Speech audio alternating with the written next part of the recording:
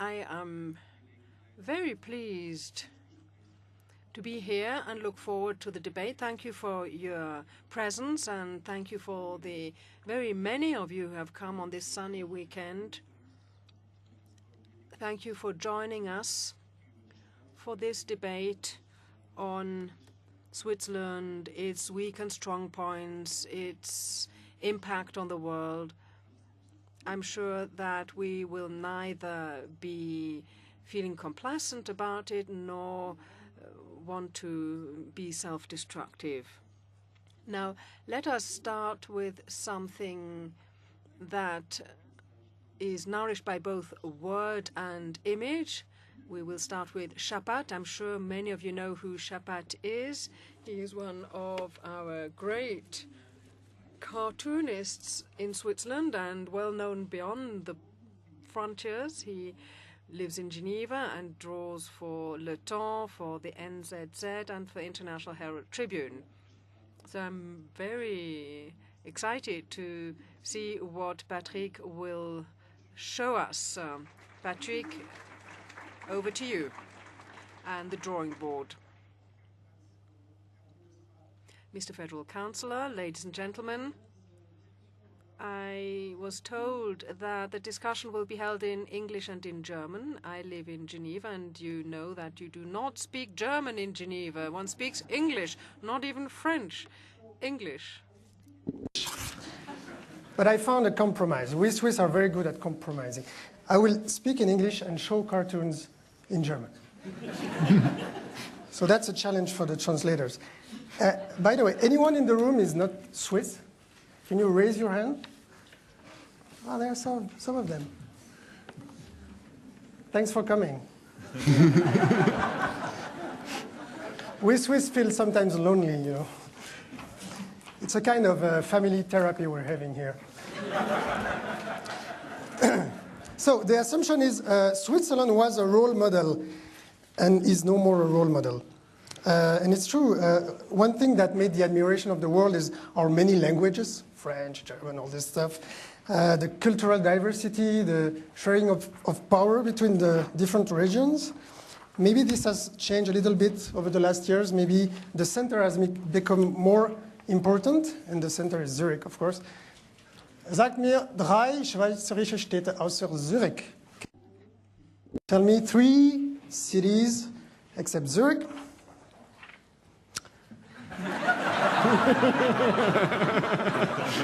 Kloten, Dietikon, Solikon. All suburbs of Zurich. We had a symbol of national pride, and that was Swissair. That meant a lot to the Swiss people. And we built this beautiful, in Zurich again, this beautiful, great airport. And we called it Unique Airport. Those were the good days. We had to reduce our ambitions a little bit. You have a unique flight. Genf.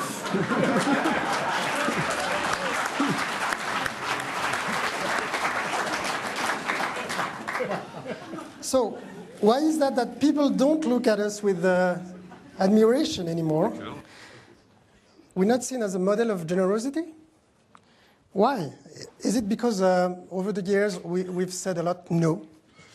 For example, we know how to say no in many languages. Nein, no, nein. And that's when we said no to the European Union. But the Europeans shouldn't be mad about us, because it's not against them. Nehmen Sie es nicht persönlich. Es richtet sich auch gegen den Rest der Welt. Take it personally, it's also against the rest of the world.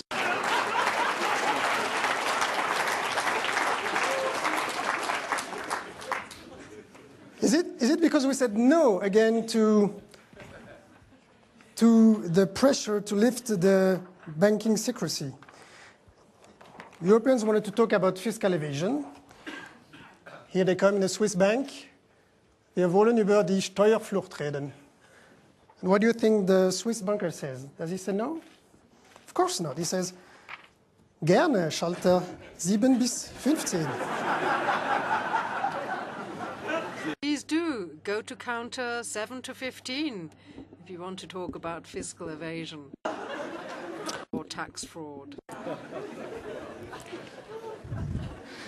I'm so sorry. I didn't bring any cartoon on Nestlé. I'm sorry. Then we said no again to foreigners. We had this votation in Switzerland recently to facilitate the naturalization of foreigners of second and third generation, people who were born in Switzerland, who spend their life in Switzerland. And the Swiss people said no. It's not that easy to become Swiss, you know. You have to meet some criteria. Ich möchte Schweizer werden, weil ich Ausländer nicht mag. I want to become a Swiss because I don't like foreigners.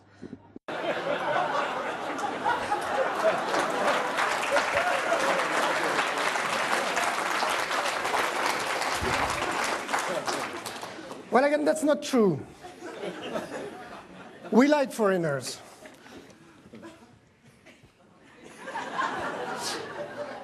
We like when they work hard. And then we like when they disappear.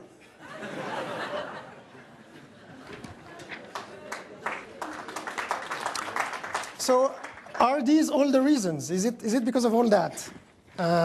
Is it because we walled ourselves in like this? Is this the reason?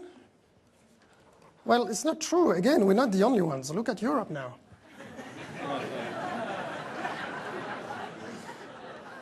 And see how the European look more and more like a Swiss. Now, I know you're thinking, for God's sake, one positive cartoon, please. We still have great things. We have, our mountains. We still have our mountains. And we have, we won the America's Cup. Monte Rosa, Eiger, Matterhorn, Alinghi.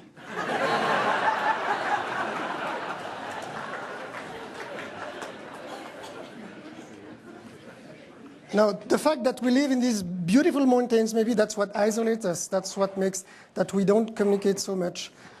Maybe it's like the Forum anyway. Look, this is the Forum. Beautiful place in the mountains. And then you have the rest of the world.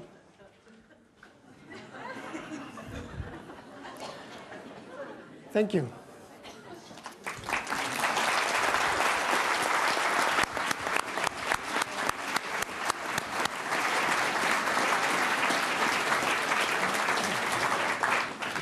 Ganz herzlichen Dank. Thank you so much, Patrick Chapat. That was wonderful. So Chapat has drawn his picture of Switzerland, and I'm very eager to hear what picture the panelists have of Switzerland. Setri Nyomi, the General Secretary of the World Alliance of Reformed Churches, will be arriving with a half an hour's delay, and that's why he's going to be seated right on the end of the table, and that's so that he can sit down as soon as he gets here. Otherwise, we would have put him in the middle, of course. And he's late because the trains are being held up from Landquart to Davos. Thomas Held, you are the director of the think tank that is called Avenir Suisse, the future of Switzerland. It's a name and a program. Could you tell us very briefly what you see as the strong and weak points of Switzerland? Compared to other countries, Switzerland still holds lots of strengths. And if you look at it more closely, you can see them right away. To go back to the cartoon of Chapat, especially with regard to the issue on the foreigners in Switzerland,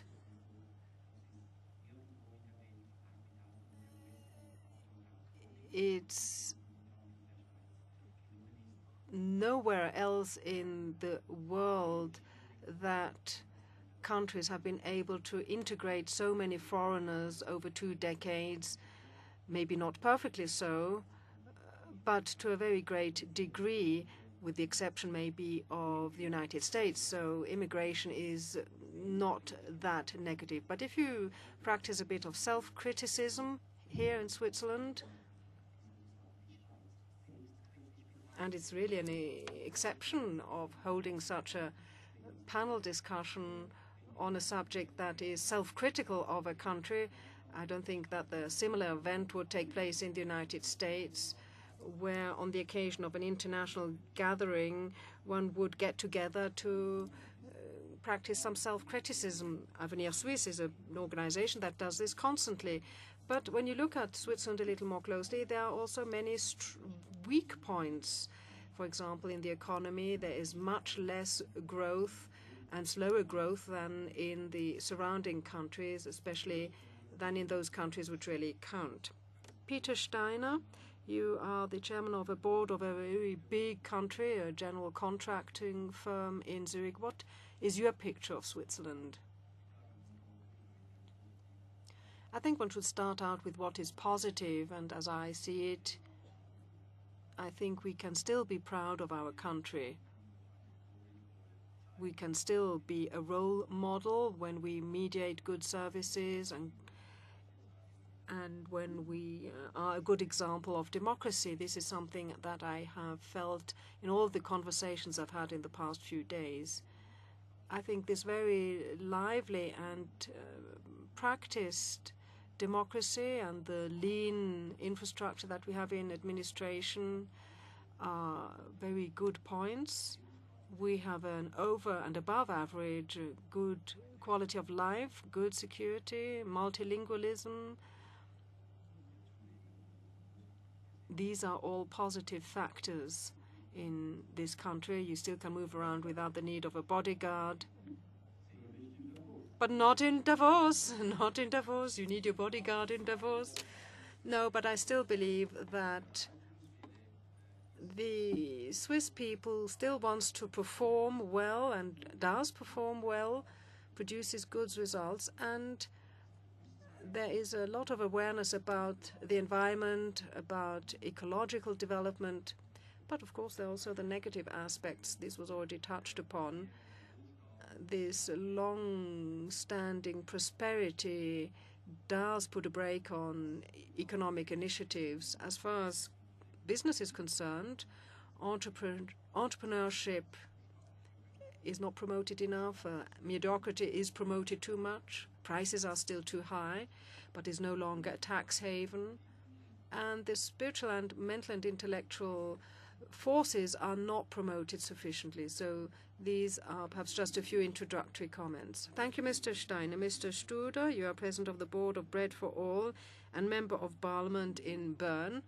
You are also our host here, and I would like to thank the three hosts here, that is to say, the Swiss Federation of Protestant Churches, Bread for All, and the World Economic Forum. This is an opportunity to thank them for having allowed this debate. Well, I see Switzerland in the following way. I see very many positive aspects, but if we enumerate these positive factors, we always say, well, this is special, particular to Switzerland. This is not the same in other countries. I'm not comparing ourselves with the United States, but rather with the small Nordic countries. My wife is a Norwegian, and we have a lot of positive factors in common with other small countries in Europe. The fact that we feel very much at home in our own country, and when we move around the country, there's a lot of proximity between human beings. We shape our responsibility through these contacts and relationships with other people. So this is positive. But what concerns me is that at present, our country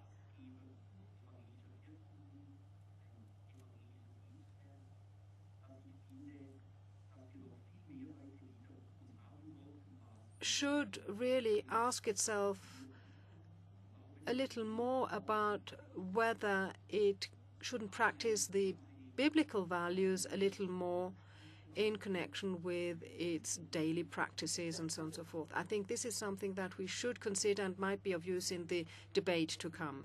Thank you very much. Mr. Ulrich is director of the Institute for Economic Ethics at the University of St. Gall.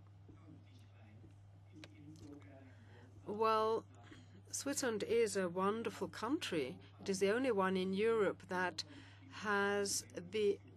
was succeeded in 1848 to have a civilian and liberal revolution. It is the dream of equality amongst citizens. However, some things may have gone wrong since 1848. I would say that Republican liberalism and the civilian liberalism has been swallowed up by a rather flat and boring economic liberalism. So I would say that Switzerland used to be a special case, is still not a very average state, but has become a special case, an exception. It has become a kind of international small country that simply picks up the plums out of the pie. It does offer its hospitality, but not so much to asylum seekers. To go back to Chapat's cartoon, a country that still makes claims to being an ideal of a role model in the world. But as an ethicist, I must say that before you help someone else and want to be a role model for others, one should stop causing damage to others. Well, thank you very much. Do you share this view? Do you share this view? Peter Brabeck, you are the CEO of Nestlé, the largest multinational food company and the largest Swiss company at that. You are an Austrian. Your predecessor was a German, and the predecessor before that a Frenchman. Does this mean that does Nestlé speak out for internationalism of Switzerland? Well, I'm sure I'm the best paid foreign worker in Switzerland, that's for sure. Perhaps I can go back to this issue of the role model, and the word model is the main word. And one has to make sure that this model is not a deforming kind of model.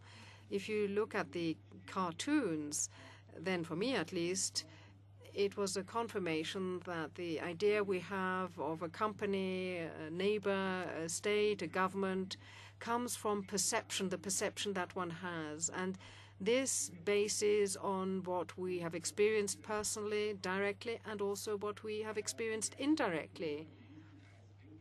As soon as we move away from the closest circle, what we have experienced directly becomes small, and what we experience indirectly becomes larger.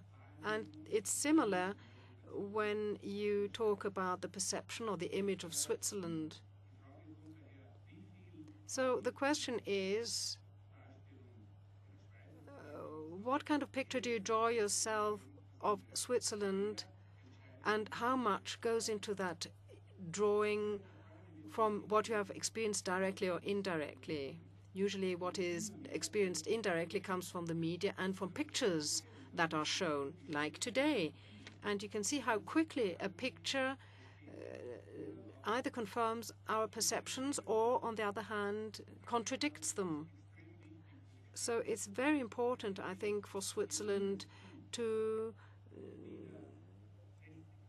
strengthen its own inner image. From my experience abroad, I must say 70% of my time is spent abroad, I don't see the same perception of Switzerland as it seems to exist in Switzerland itself about Switzerland, or as it is reflected in the media. There are two different perceptions. It is much more positive abroad than within Switzerland. So Switzerland should really consider this, reflect on it. First of all, why has it come to this? And I'm certainly not a person who wants to criticize all the time.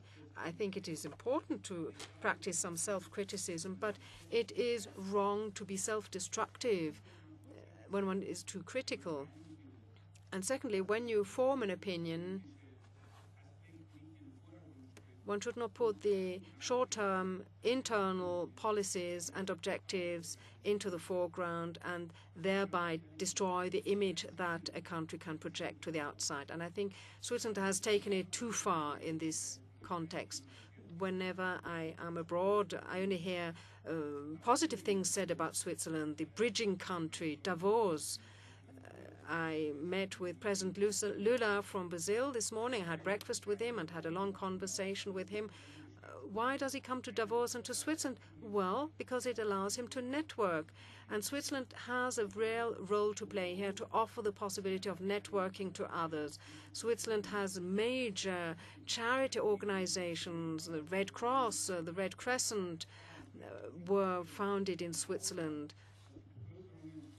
If you think of how much populations abroad in Sri Lanka and Indonesia benefit from the Red Cross and how they would not be able to survive without the Red Cross, and their perception of Switzerland is much more positive than the perception the Swiss have of Switzerland themselves. And as a foreigner, I must say that I feel very well integrated, not only because I'm now CEO of Nestlé. When I first came to Switzerland in 1970, I was an Austrian citizen, and I can tell you the doors were not as open at the time. And I've always felt very much at home and at ease. So you have to be prudent. You have to understand that if certain systems are abused, then obviously part of the population will say how a pensioner should get less money than someone who comes from abroad. Then the conclusion is reached very rapidly. Switzerland doesn't want any foreigners, but the fact is that we don't want to tolerate any abuse or excessive practice. Switzerland has had a very good image abroad, and if it wants to keep it, then it will have to do something about it at the internal level to strengthen it and to consolidate it. Bundesrat Pascal Couchepin. Federal Councillor Pascal Couchepin, you are our Home Officer. Yes, I agree that the image that foreigners have of Switzerland abroad is much better than the Swiss have at home. When you're in Asia, for example, one notices quite easily that the image people have there of Switzerland is much too good. It's even exaggerated. I mean, it is extraordinarily good. Maybe the image of Switzerland was a bit better a few years back, but certainly not 200 years ago. By coincidence, a few weeks ago, I read a report written by de Tocqueville, a well-known liberal. He traveled in Switzerland in the 1830s in Switzerland, and the image he had of Switzerland was appalling. A country on the verge of collapse, many cantons working very selfishly, and he judged Switzerland very negatively. But what has happened since then? Professor Ulrich said that there was a liberal revolution with some changes that brought about some changes in Switzerland. Prosperity, security, and other values were brought by this revolution, and that were very much in the spirit of the times. People wanted to immigrate into Switzerland because of the security, order, because of good economic outlook. You know that there are many rich foreigners who have moved to Switzerland in the Valais and in the Grisons. And then after the war, the values became less fashionable. Order, security, law and order, hospitality extended to the rich only, were less appreciated. The world has become global. Switzerland has become perhaps a little more democratic. So now Switzerland is expected to not only extend its hospitality to a small group of select people, but that we assume global responsibility. But Switzerland is a small country. In your introduction, you speak about average countries. I wouldn't say that we're an average state. We have simply become a small country, a small state, and obviously we cannot solve all the problems of the world. What are the problems then that are going to come upon us in the next 20 and 50 years. Environment, but combating poverty in the world, integrate foreigners in our country, and there's the demographic challenge as well. Now, if you look at how we are grappling with these problems in Switzerland, then I think we can say that we are dealing with them probably a little better than in other countries. The environment. Well, here we still are a role model. On the whole, we probably do things less poorly than others. Integration policy, it's not very easy. We know that there's a lot of tension and friction within the population, but we don't have ghettos, with a few exceptions, in the exception of a few cities. I think we integrate foreigners quite well. And I would ask, like Chapat, how many foreigners are in the room?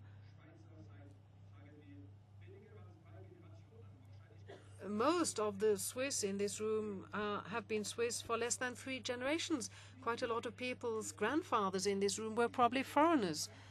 But it's not easy to integrate. And when there are problems or tensions or frictions, one should not say that everything is terrible. We cannot be perfect. I think we're doing quite well. Then fighting against poverty. Well, I think that that too is something that we are not doing too badly.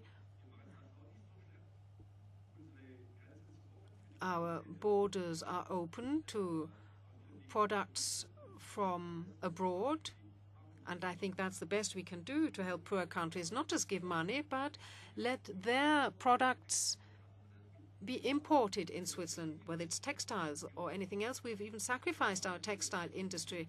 At the end of the last World War, we had more than 200,000 people employed in the textile industry, and now there are less than 500. So we sacrificed our textile industry in favor of the textile industry of poorer countries. So we're not the worst, we're not nor are we the best. I don't see why we should always be morally the best. I know we're not perfect. I'm self-critical enough, but I don't think that we should always belittle what we are doing. We can be quite proud of what we do. Now, our openness.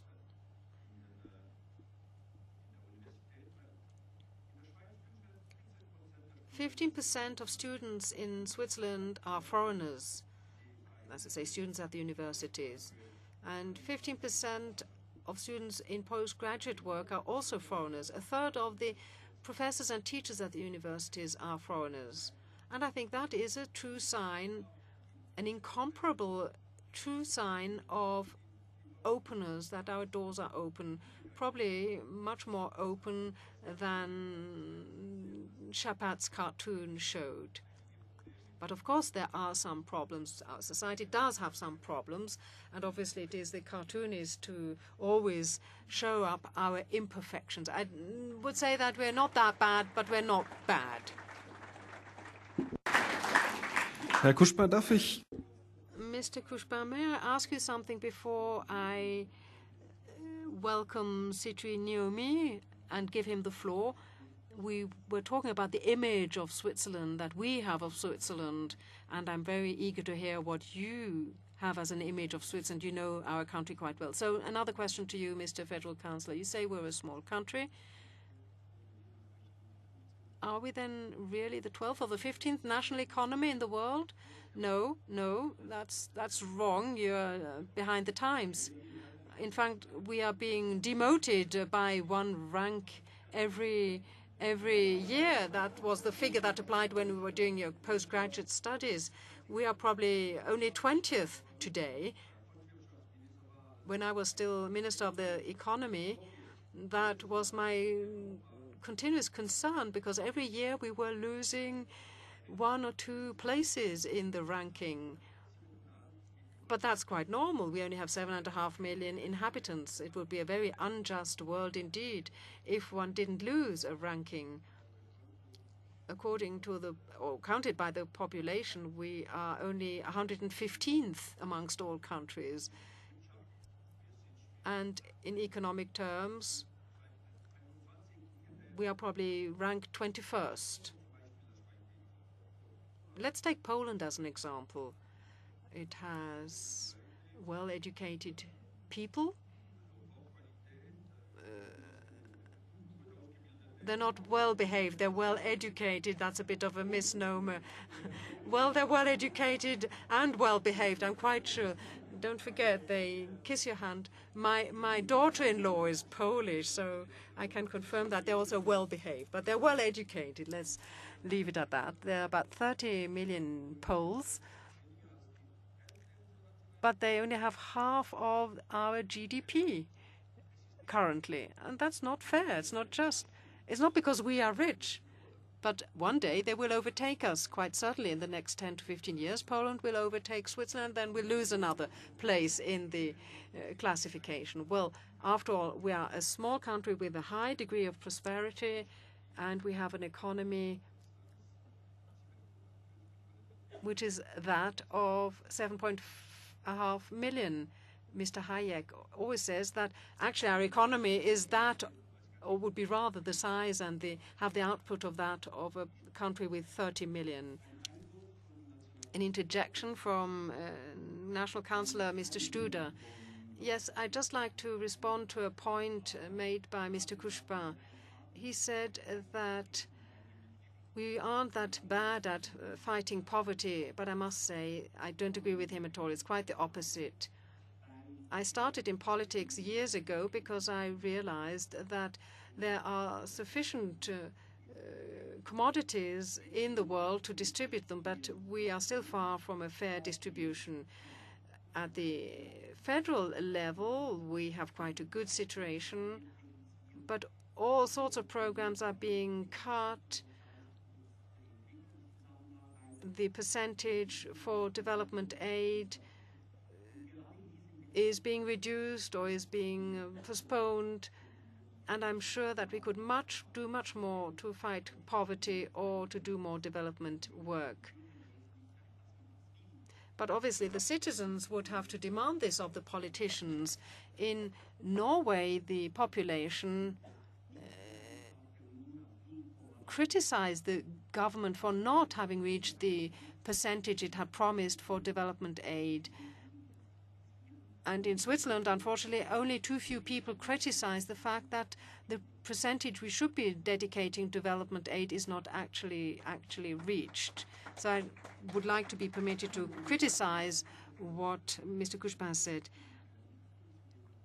Mr. Setvinuami, you are General Secretary of World Alliance of Reformed Churches, but you also live in Geneva. So how do you see Switzerland from these two perspectives, Geneva and Ghana? And how do you judge Switzerland according to the criteria of the World Alliance of Reformed Churches? Because I think you have a codex for what you expect of developed countries. Thank you very much. Indeed, it's a joy to be here, and sorry to have been late because of the train situation. One of the most difficult things to do is to come in the midst of this august group, all Swiss, being the only non-Swiss to make comments of this kind. But permit me, even if at the risk of offending, I dare to make a few comments around this. For a good part of my life, yes, Switzerland has in many ways symbolized a role model for me. And coming from the church perspective, I have to start from there. Switzerland is the place that gave us some historic church figures who saw themselves not only speaking internally to the life of the church, but speaking to community in a way that brings justice in the community, economic living together in a way that everybody can share in the wealth of what the community produces. And it's in people like Zwingli, who ministered in Zurich, people like John Calvin, who ministered in Geneva, that some of us found some good inspiration for what it means to make the wealth of the world that God created available to all, not just a few people.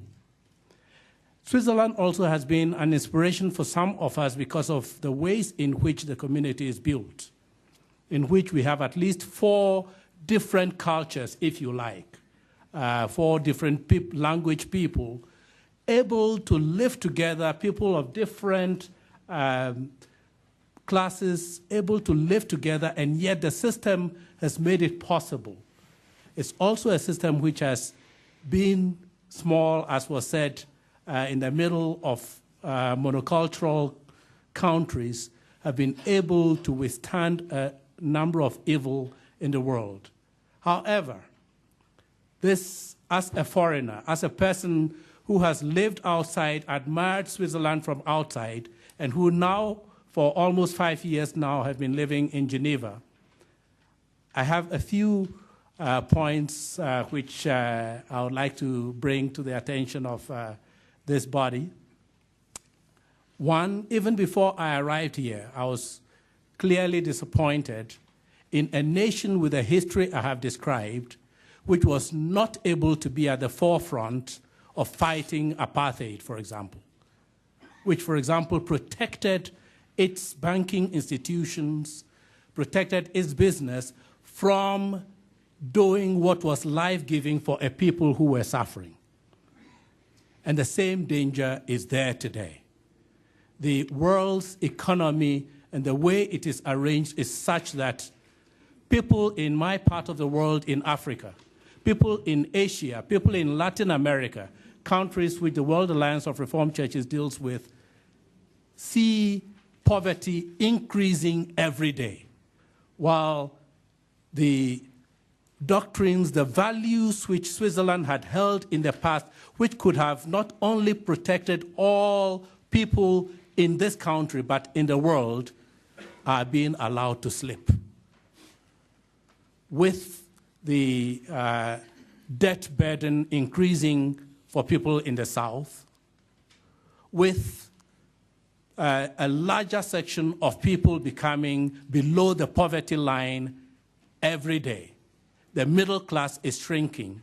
One can trace many of these to the fact that rather than look at the fact that we all live together in the same global village, and we all need to have policies in which all can have life, what tends to happen is the selfish greed peddled by private ownership, peddled by the doctrines that lie behind the neoliberal economies we have.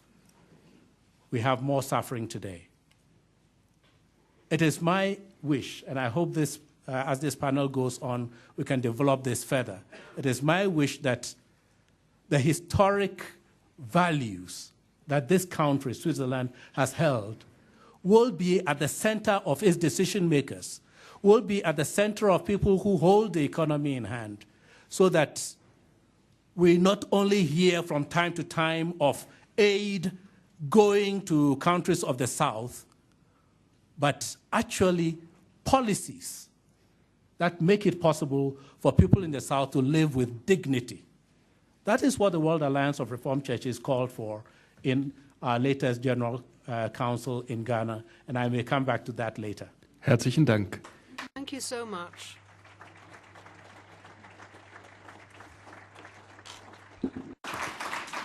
Ihre Antwort bitte. Your answer, Mr. Brabeck. Next, As you like. well, perhaps because I think it's easier for you to understand. First of all, I think you have made here one underlying statement that says that the free liberal economy is in contrast with dignity of life. And I think this is, of course, your personal opinion, which I don't share. I think the free liberal economy embedded in a democratic framework is the best guarantee for dignity in life and for prosperity for all people. So there we have a fundamental different opinion in this sense. You were talking about, and there I join you now, about that it is not enough to say we are going to make development aid. I fully agree. I think in most cases, development aid is basically a good cushion for sleeping, because you feel well because you have been sending some, I don't know what, money down to a country. When at the same time, through, for example, the policy of agricultural subsidies and tariff policy in Europe, we are making impossible for the farmers to produce products in their home countries and sell them in the open market. I think the best development aid that Europe can do is to stop in subsidizing its agricultural exports, which are destroying the farmers in the countrysides. Therefore, they have to move into the urban cities, and therefore we get all the problems of townships, of things like this. So I fully agree. I don't think it is enough just to say, you know, we have increased now the development aid by 0.2%. That's not the solution. The solution is that we have to create a condition that those countries can take advantage of their economical advantage, and most of them is in the agricultural side. So I think, therefore, I'm absolutely in favor that we have to get Europe and the United States, of course, and Japan, which are the three biggest ones, which are spending $350 billion every year in order to subsidize and to protect their agriculture, which means $1 billion per day is being spent only with the effect that the farmers in the underdeveloping countries cannot produce a product on a competitive manner. Those things would be much more efficient and effective than just talking about, let's increase the development aid in 0.2%. So there I fully join you. Herzlichen Dank. Thank you, Mr. Brabeck. Mr. Ulrich and then Mr. Held. I'd like to come back to something that Mr. Brabeck said, the free market economy embedded in society, in democratic society, was the best prerequisite or the best model. You see, I'm an embedded journalist, ladies and gentlemen, says Mr. De Weck. Well, I agree entirely with you, says Mr. Ulrich. However, one has to take it seriously. Real citizens' freedom needs socioeconomic prerequisites. A free democratic society must also have a secure foundation for the survival of its citizens. And there one cannot bear with an unlimited social friction. The middle classes are also disappearing and dwindling in Switzerland, not only in the rest of the world. Mr. Couchepin says this is not correct. No, says Mr. Ulrich, if you look at the Swiss society and if you look at the three parts of the Swiss society, if you have three strata, at the top you have a small minority that has very good living conditions, and the lower third is in more and more precarious living conditions, difficulty earning its living, and the middle classes is being broken up. A small share is moving upwards, and another large share is moving downwards and having greater difficulty and having less of a purchasing power than in the past. But I'd like to stress something else, if I may. This idea of an embedded market economy can be illustrated by showing what happens on the financial markets. And here I am going to defend methodically and very hard the neoliberal position. That would be to say that competition in all markets, including the financial markets, should be a competition about performance. Anyone who has a good performance will survive and the others will have to disappear. Only performance counts. From this point of view, the Swiss Financial Center has a problem as far as competition policy would be concerned. I'm not saying that the Swiss Financial Center is not performing well anymore. I just want to point out that the Swiss Financial Center enjoys a certain government protectionism. That is to say, it can receive funds from foreigners, and it is a classical example of protectionism. Switzerland would like to be in a situation of fiscal competition, but the position of the Swiss Financial Center rests only on protectionism. Some voices are now being heard, like the research institute in Basel called BAK. It is an institute that does economic research, market surveys. I cannot remember what BAK stands for, but doesn't really matter. But this institute can prove, or says it can prove statistically, that the productivity of the Swiss Financial Center in the international comparison is shrinking. And these are just economic considerations, nothing to do with ethics at all. And we're not even talking about justice at this point. But I just wanted to point out that those who are in favor of a free market economy and wanted to be embedded in a free democratic society have to take this seriously if it comes to economic policy, especially in those sectors that are the most profitable for Switzerland. Thank you. So that we can hear as many voices as possible up here at the table, and to give you enough time to respond as well, I'm going to restrict the speaking time to 2 minutes. Mr. Held. Now, all sorts of things have been said that need to be corrected in 2.5 minutes.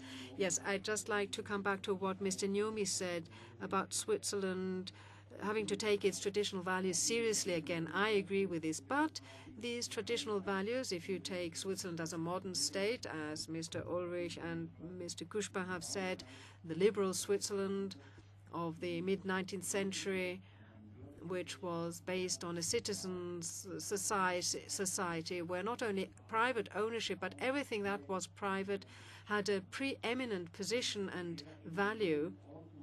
So in addition to law and order and security and all the other factors that were mentioned, freedom had a central position and importance, not just freedom of political participation. That was true, of course, but that was not the central point in the mid-19th century, because there were lots of groups that did not have that freedom. Women, for example, they were not allowed to participate in politics.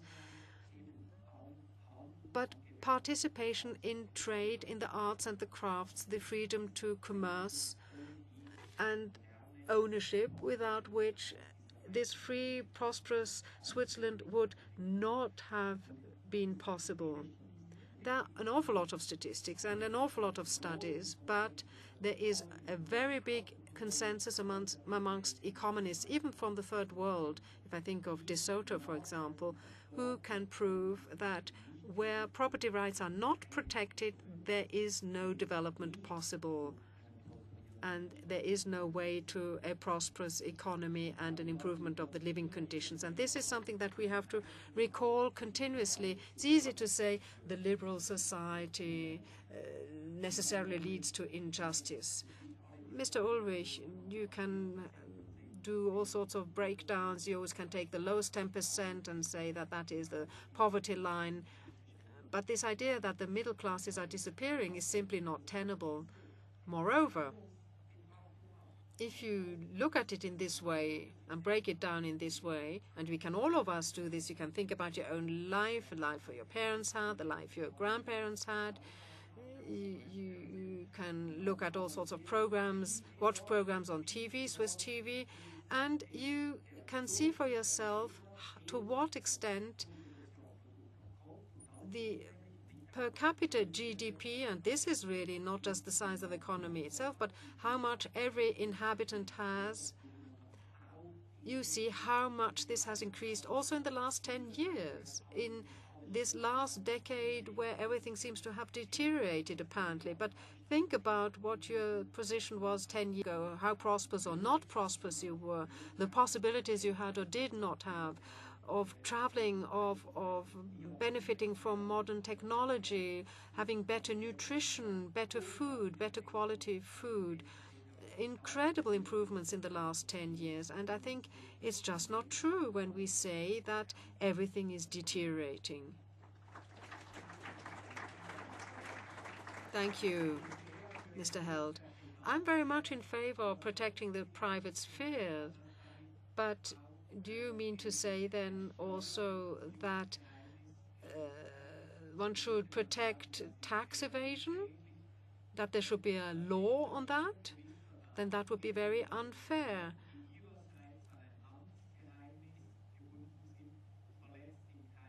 If you provide information to the authorities that they themselves have to protect information for reasons of confidentiality, should not really infringe this protection of property, of private property.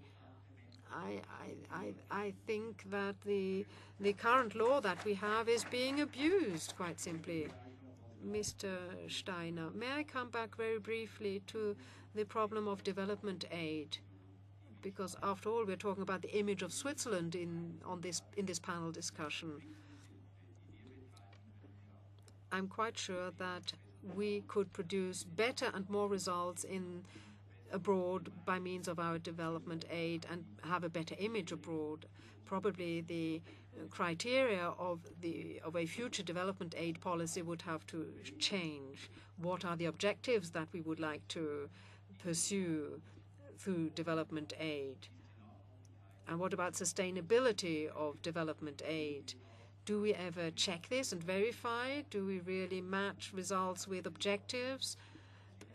In Brazil, for example, with deforestation and the timber industry, I am sure that something could be done.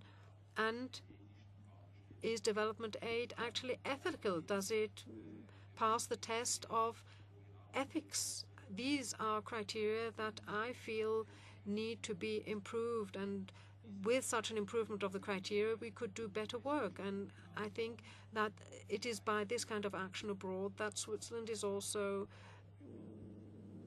valued or assessed. Mr. Couchepin. Probably fighting poverty is the most difficult task that we have globally as a planet, as a world. I think there are three pillars on which this fight can rest. First of all, public and private aid. Obviously, one can very well say we want to become richer so that we can help the poorer better. We could increase the percentage, 0.4. The richer you are, the more you can give. And if you are richer, 0.4 is much more than if you are poorer. And if you have a good policy, you can get richer and help the others better. Well, how do you get richer? Well, that's a very good question. You should not become richer at the cost of the poor or the poorer. That is not the formula. And it's wrong when you say that the middle classes are disappearing. I think it depends on how you calculate this. What you said was extremely polemical. I think it's wrong to say that inequality and injustice in the world is growing. Obviously, if you look at certain individual cases, let's say in China, where there is a difference between the coastal area and the inside of the country, and there has been a growing inequality. But there the figures are so enormous that the differences are very big as well. However, if you look at other individual countries, and then you apply different criteria, you have to agree that well-being and prosperity has increased overall in the world. It's true that in Switzerland we live much better than our grandparents did, and much better than in other countries. So public and private aid. Secondly, a good international policy and relations. I agree entirely with what Mr. Brabeck and others have said. For us to open the borders, it is a sacrifice. As I mentioned earlier on, we have sacrificed our whole textile industry, and we've lost other industrial and economic sectors as well. But people simultaneously want to help the poor, but are against the loss of jobs in Switzerland. But sometimes these jobs are lost to the benefit of third world countries. If you take, for example, the IT industry and India. So you cannot have both. You cannot help countries or want to help them and then refuse to lose jobs or have these jobs shifted to the third world countries. And thirdly, I think Switzerland has a wonderful opportunity in its good industries and companies, its businesses. If you compare the wages and salaries that are paid by the multinationals abroad and the wages and salaries paid by the domestic companies to their employees, then these salaries of the former are much higher. And on the whole, I would say that the ethical and moral attitude of the multinational companies, the Swiss companies abroad, is better than that of the domestic companies, the national companies. So we should be happy to see how these Swiss companies are active worldwide. They do provide better chances, opportunities, better education, better salaries and wages, and obviously they are under the supervision of the public authorities. So on the whole, I just would like to say and conclude again that we are not that bad. We are doing quite well, and what we are doing is quite good. Well, it is only the Vaudois who say no one is like us. No, the people in my canton say we're perhaps not the best, but we don't do that badly. Mr. Nyomi? Interventions, three things in particular caught my attention, and I'll just briefly comment on them. Yes, one could say that in Switzerland you are not that bad. One can even compare things today in this country with how your fathers and your parents or grandparents were before and say, yes, it's getting better. But the one thing that I keep going back to is I've lived in some countries before where their whole thought was, if our country is doing well, then we are okay. I put that beyond Switzerland. From my knowledge of Switzerland, Switzerland is not like that. It thinks of itself as part of a world community. And therefore, if there's any part of the world where things are worse now than the time of our grandparents, then Swiss people need to be concerned. And that is true in Latin America, in Africa, in Asia, in many parts of Asia. So that's the first point I want to make for our consciousness. The second is to go back to the development aid issue. Usually my stand is it's not a doctrinal yes or no to development aid. It's a both and. The first thing is to create the environment that makes hardworking people in the South be able to produce and offer what they produce in the world with dignity. That's the first, and it beats aid. But yes, I've also seen people give that as an excuse to not doing anything about that, but also saying no to aid. And then if you use the both and argument, you also have to come to the ethical dimensions, which my friend here has mentioned. One of the problems with aid is a good part of it today is very unethical. And a good part of it actually comes back to benefit the nations which offer them, including Switzerland. And there's much evidence around that, and we need to be careful about that. And may I just add another thought? Very, very briefly. It's important what Mr. Couchepin said, that we shouldn't practice a chauvinism of jobs, and it's very gratifying to see that our Swiss companies are creating jobs worldwide. However, I think the role of good corporate citizens, of good governments of these companies is not thereby observed. Mr. Brabeck is here as the CEO of Nestlé, which is the very personification of a multinational company that is active in the food sector. And I think that one should see beyond the pure market result and performance, and one should expect a kind of philosophy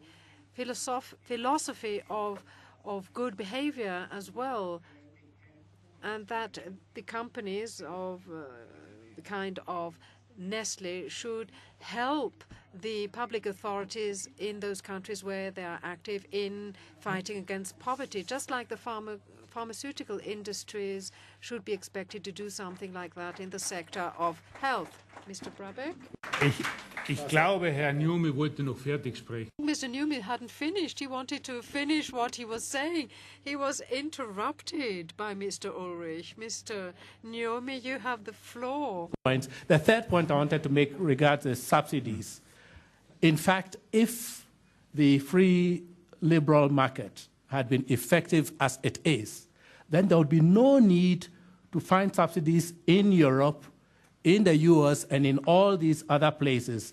And that actually is one of the pointers to the fact that we all need to examine what the free market is. And the irony is, in the structural adjustments that are imposed on the South, often we are told to remove our subsidies.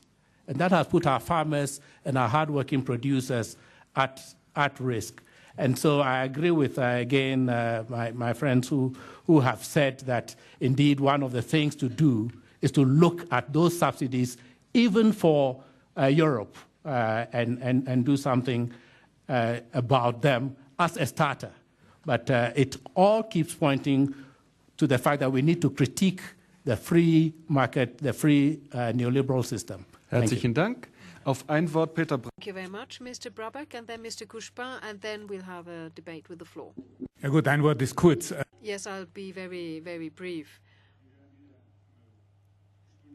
Well, we are being accused again, as always, that we don't care about the development of the developing countries. I think, again, perception and reality are far apart once again. I'm here for the third time at this open forum. It is the first time that I'm not being welcomed by a big panel saying Colombia, where apparently we are not respecting labor law and human rights. But on the occasion of the 60th anniversary of Nestlé in Colombia, of which 40 years were beset by a civil war, the government said, in the name of the Colombian people, recognizing the strong values, ethics, and work done to help in the development of the country and for improving the quality of life of its people, the Colombian government dedicates to Nestlé. Then I think this proves that there's a big difference between perception and reality that we have in Switzerland of Swiss companies, and the perception and the reality abroad, the perception that one has of Swiss companies abroad. Well, in the name of democracy, I will forego my opportunity to speak, because in democracy, the people has the floor and the right to speak. Would you please just introduce yourself very briefly and put a brief question so that we can hear all of you? I'm Martin Rim. I'm a German. I've been living in Switzerland for 3 years, and I like it here. And what I really appreciate is co-determination and democracy, which are really unique, and the very fair distribution that still exists in Switzerland. I've always been in favor of Switzerland not becoming a member of the European Union, but rather on the other way around. Why doesn't the European become a member of Switzerland? That would be much better. Ein Punkt ist, was mich Well, there's one thing that I'm very concerned about. Democracy or democratic practices are being cut and are dwindling. I would suggest that we have an informal meeting on the margin of the WTO so that human rights would also be considered in the debates in the WTO. It's very difficult to get information about what is going on within the WTO, and I think that is part of the democratic deficit. And then there's also the question of redistribution. I've just read that your colleague, Mr. Merz, another federal councillor, has given a little present to shareholders, a tax gift to the shareholders. So are we going to take away $1 from those who have $3 a day to give it to the very poor who only have $1 or $2 a year? And I would like to apologize to the organizer of the Open Forum. I just created this flyer. I spoke with the representatives of the evangelical churches, and I created the Open Forum. I'd like to apologize. It is open, and one can express one's views. So I'd like to apologize for this criticism. And I hope that the Open Forum will be able to continue as open and as critically as it has. Mr. Couchepin? And then I'd like to hear what National Councillor Mr. Studer feels about this. It remains to be hoped that all problems can be solved at once. We have specialized organizations who deal with special subject matters, have to find solutions, but we should not forget the rest. During a few years, I've been participating in the WTO negotiations, and we have tried to improve the well-being of the world, the prosperity of the world by opening the frontiers, as was said by the representative of the churches, a reduction of subsidies in rich countries, for example, and we also talked about the social problems. But it was not primarily our task to solve these problems. We were quite aware of the fact that they existed and that the solutions which we were meant to accept would not reduce these problems. However, in Geneva, we have an organization, the International Labour Office, International Labour Organization, which has the specialized assignment to solve these problems. But if a doctor, for example, in Switzerland would try to solve social problems of his patients and legal problems, etc., he wouldn't be able to do that. He is meant to be a doctor in the first place. Certainly there are social problems or legal problems behind a disease, but a doctor cannot do everything at the same time. And the same applies to the international world. There are specialized organizations handling these matters. The same applies to tax questions. We all know we have growth problems. Our growth is too weak, and growth should be improved. And on this path, it is important to find solutions, but abstractly speaking, it's maybe good to find for certain groups which are at a disadvantage to find a different solution. But if we have growth, we can solve a number of problems, but we cannot do everything at the same time.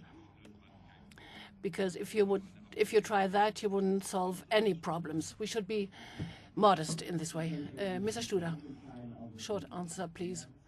Yeah, our federal councillor Merz didn't make a present because it's not in his authority. He has made a bill, proposed a bill to Parliament, which has to be discussed there. From this point of view, democracy is guaranteed. What I regret very much is that the company tax reform receives priority and not the family tax reform. The latter would need the first priority, but anyway, in Parliament we'll discuss it, we'll thresh it out, and then we'll take a decision. Thank you. Tax reform. Another question? Well, this tax gift or present, it doesn't mean anything to me. It means obviously that you seem to be giving something to somebody, but with a tax you would take something away from somebody. I think this is a very polemical situation, the way you discuss it. And as Mr. Couchepin put it, this reform is one of the few possibilities of promoting growth in Switzerland.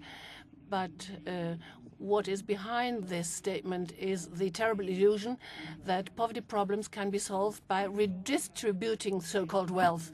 This founded on the rock, so to speak. If you take away the money from somebody, this money will not be invested anymore, and without investments, nobody will be able to make a distribution or redistribution.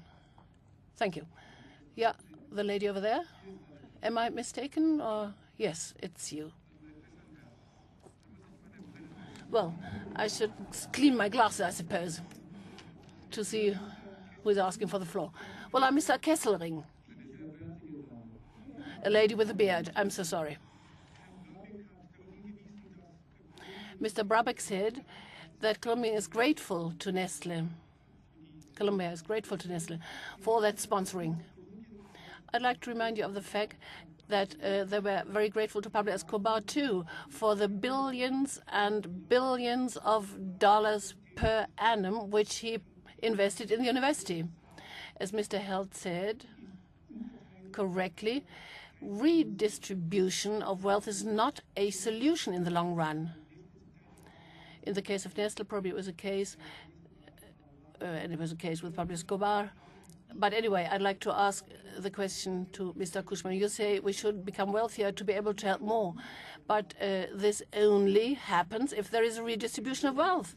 And our world is ecologically limited and ecological also in a difficult position. You talked about the oceans, which are overfished. We speak about the virgin forests which are being destroyed, etc. So it will be very problematic to help poor people. It's a true problem. Companies with very good, expensive jobs transfer these jobs into low-wage countries. Is this a real help? In Brasilia, I noticed that there's a dual economy, which, however, is able to work, to be operational.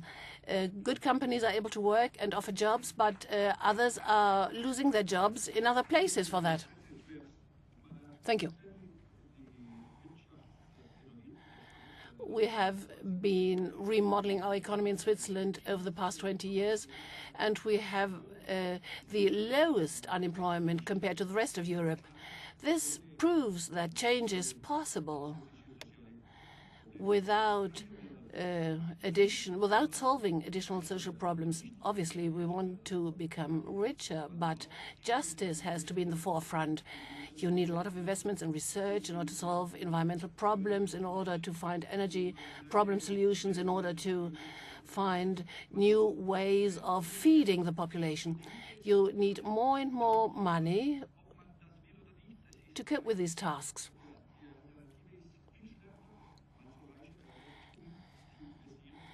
We want to become richer to be able to invest in the future. This is the better solution compared to the rest of it. Well, I'd like to refer to Kesselring and Held.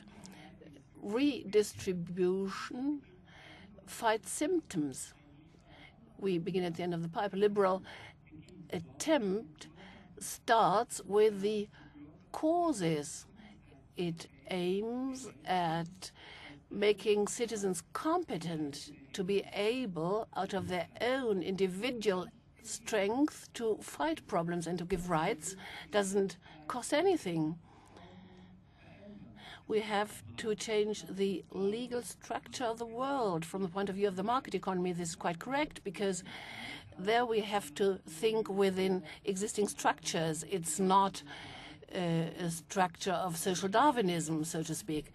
I think we would have most interesting points where we could discuss and find a real solution in cooperation with the really existing liberal elements in our population. I'd like to make an additional comment concerning wealth. Wealth doesn't fall into our laps like that. It results from work. This is very important for me. We have to see to it that growth, which we urgently need in this country, that growth becomes possible again. And part of our situation, we are critical about our situation, is that our resistance to change. We are afraid of change. There is this tendency of maintain the property and wealth situation the way it exists, and state and society are kept at a status quo, and we have a very strong, we all want a very solid safety network. This is a dominating idea in our heads. The law on the domestic market, which is going to be implemented by our Federal Council, this should get a real opportunity, because liberalization is really essential for Switzerland. This liberalization should take place. And without growth, we will never be able to increase the well-being of the population, the wealth. As long as a company operates well, people are motivated, and as long as a country works well and everybody has its share, everybody's motivated to cooperate. And all forces of the society, economy, and political system should cooperate in order to get an impulse towards a real future, and then this country has the opportunity of reconquering the position we had in the past. Thank you. Just very, very briefly, I'm a bit surprised that you compare Nestlé with a cocaine criminal. I don't think we've ever heard that before. But I'll explain to you the connection between cocaine and Nestlé. The big challenge that we got from the Colombian government was to help them find alternatives for the peasants in the various rural areas when they can convince them to move away from planting cocaine. And we were able to do that in helping them produce coffee. 12% of the coffee produced and grown in Colombia is then bought by Nestlé to be transformed into Nescoffee. So that is how we are helping the government. That's the connection between Nestlé and cocaine.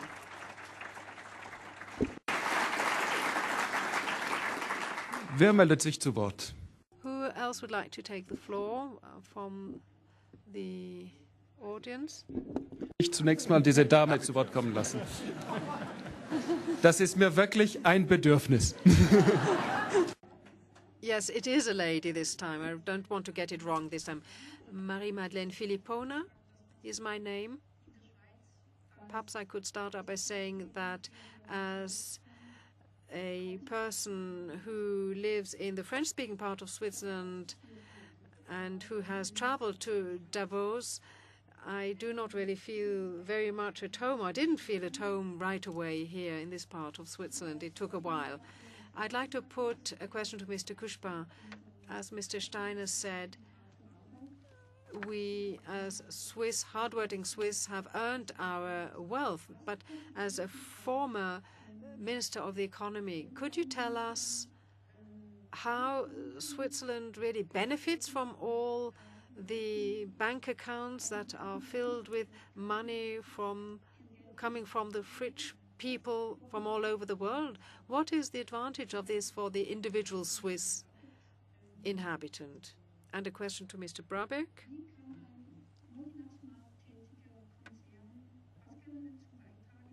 What can a multinational company do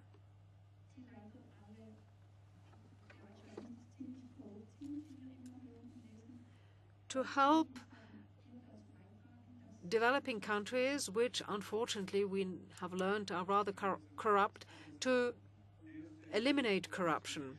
Mr. Couchepin, the answer is quite easy. The Financial Center of Switzerland employs about 8% of the working population and contributes about 20% to the fiscal income of the country. So that's quite an easy answer. Mr. Brabeck? Well, taking the case of corruption, it's quite obvious that if you follow a clear line and have a clear conduct, and that you make it quite clear right from the beginning that you are against corruption, then you can do something against corruption. But I must say that corruption is falling. You cannot say that every developing country is corrupt. There are very many developing countries where there is no corruption anymore. It has been combated, but it's true there are still some countries in which there is some corruption. But we can all contribute towards this fight. In our corporate principles, we have stated very clearly that we are against any kind of corruption. I would just like to inform you as well that in Saddam Hussein's project Food for Oil, Mr. Saddam Hussein actually approached Nestlé, I can say this now, and made wonderful offers to us But we did not accept these offers because 50% of the turnover of this project would have to be paid into a Swiss bank account. And that is the reason why we did not accept that offer. And we sometimes prefer to not accept a deal when it is so clearly corrupt. Thank you, Mr. Peter Steiner. And then Mr. Nyomi.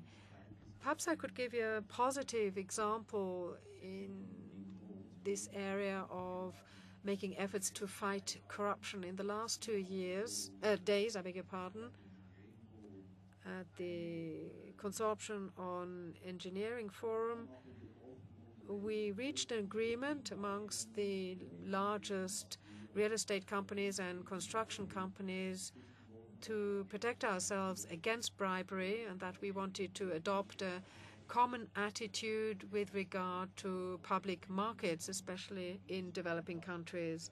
This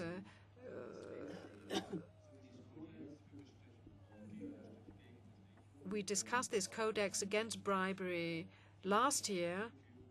That's when we started discussing it. Last year, 16 companies signed this codex, including 2 Swiss companies, Hilti and my own company, signed this agreement. This year, we took it a step further. We have now been able to embrace 60 companies. And in this second stage, we've also seen to it that the World Bank includes this passage when it grants credits to certain projects to ensure that the companies involved in such projects have subscribed to this fight against bribery and corruption. I think it is thanks to the forum that we have been able to achieve this, and we should be grateful to the forum, and we hope to be able to continue along this line next year so that everything in the area of investment in infrastructure work will be under this heading of fight against corruption. Mr. Nyomi? Yes, thank you very much. On corruption, I think one of the things that are peddled around often is most developing countries are the way they are because of the corruption there is. Indeed, there is some corruption. Nobody will deny that, but I would not want to attribute the economic status of these countries only to the corruption. The second thing is, while I do appreciate what Mr. Brabeck and what Mr. Steiner have said about what corporations are doing around this in these countries, there are also internal forces in these countries which are also fighting corruption, which we need to know. And I'm glad you've also pointed that corruption has come down in many, many countries.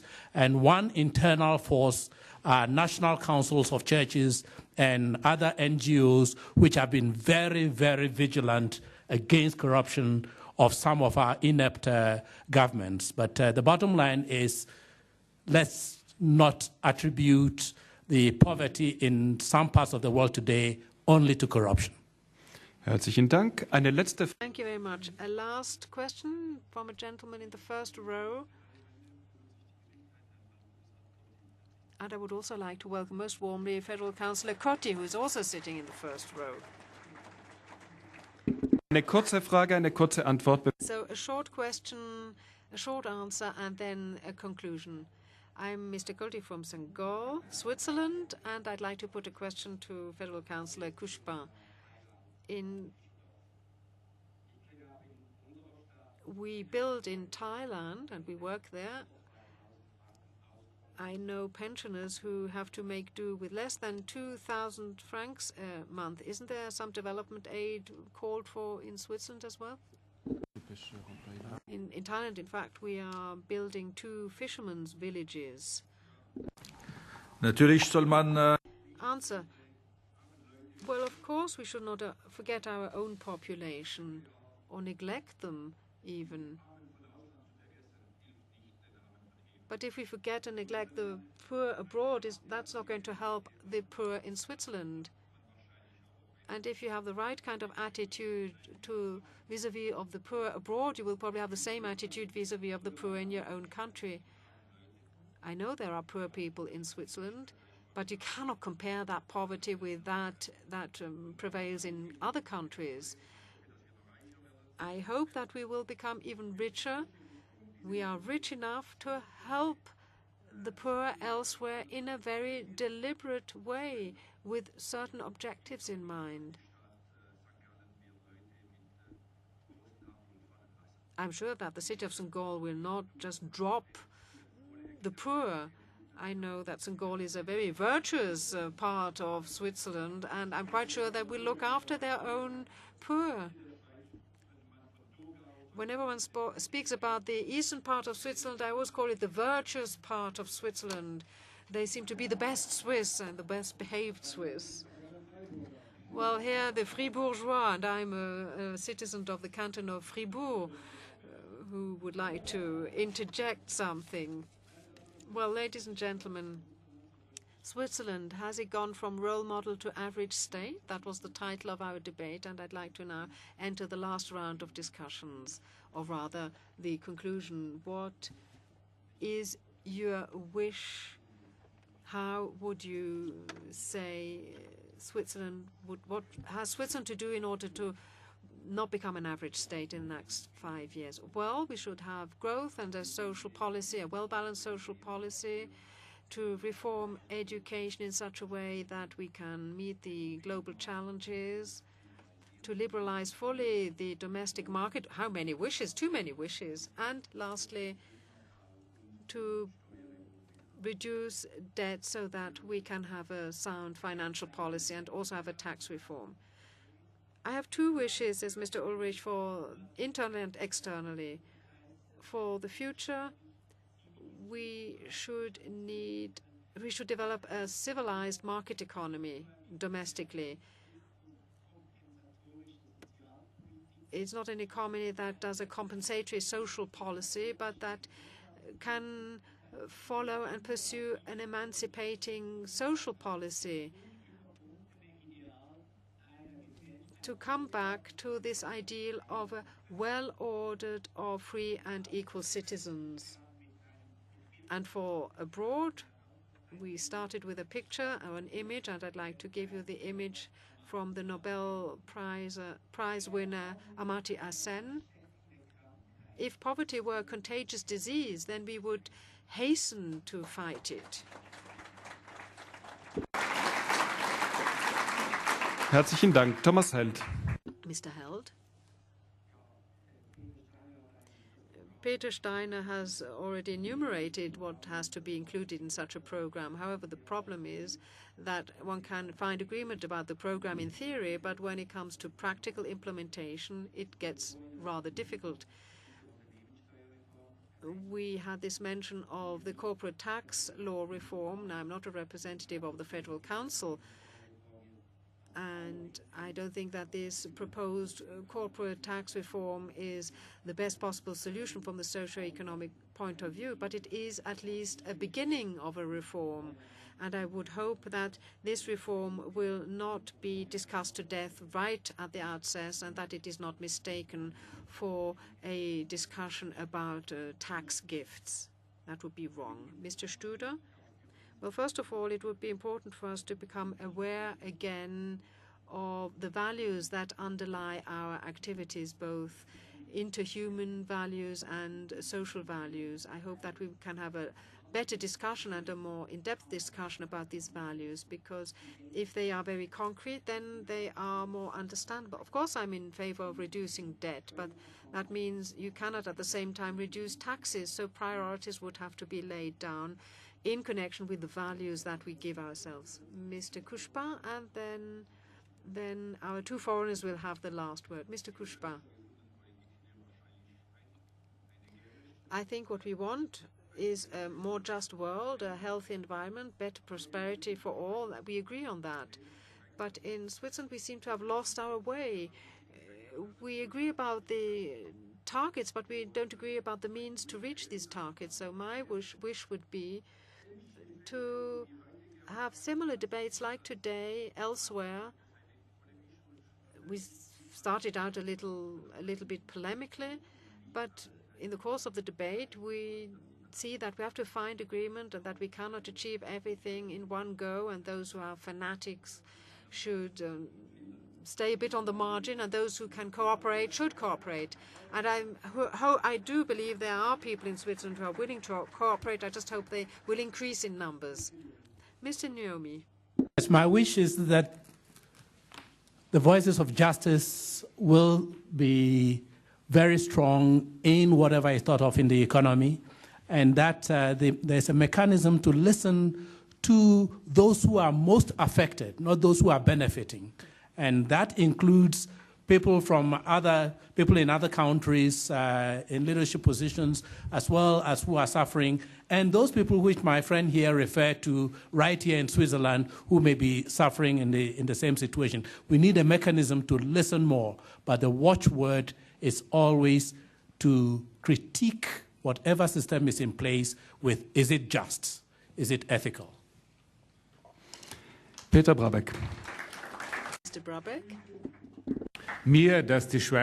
Well, I would wish that the Swiss could find their way back to being proud of themselves, have a better image of themselves, proud of their achievements, proud of their values, the values that they have always defended very fiercely in the past and should continue to do so, should remain open but self-critical about the future. And I would wish also that Nestlé, just like other Swiss companies, may continue as ambassadors of Switzerland, not like missionaries trying to sell or represent Switzerland abroad, but to be very specific in their help and in their cooperation with developing world, so that in future the Swiss companies remain well-received guests as they still are today.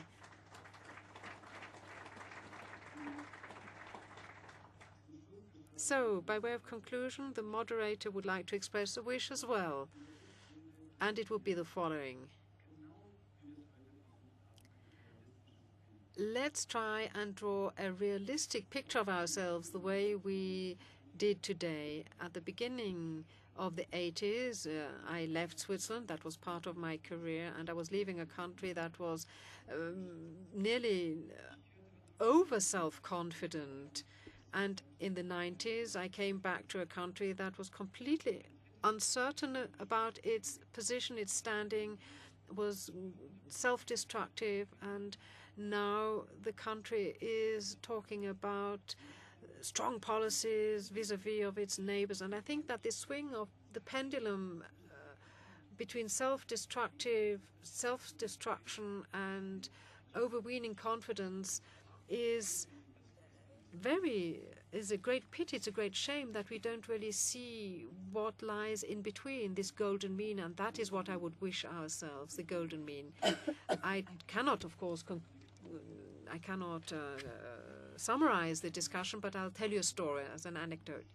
George W. Bush, who was on a visit at Vladimir Putin's recently, and George W. Bush asked Putin, "What is the state of the Russian economy?" And Putin said, "It's good." And George W. Bush is rather surprised by this answer. So, well, that's perhaps too short. 2 words. And Putin says, "Not bad. It's not good at all."